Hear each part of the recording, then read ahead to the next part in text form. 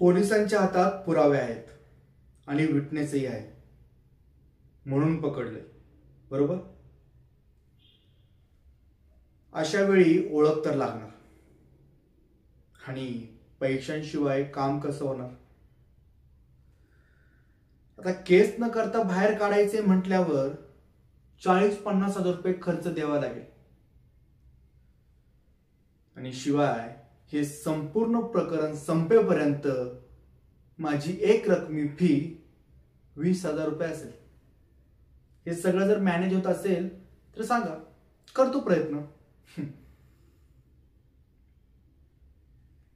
हे बघा, कोर्ट कचेरी आणि हे झालेलं प्रकरण हे सगळं खर्चिक काम असतं.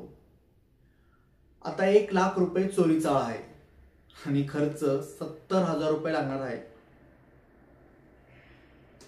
विचार करा. एक मिनिट, जमत असेल तर सांगा.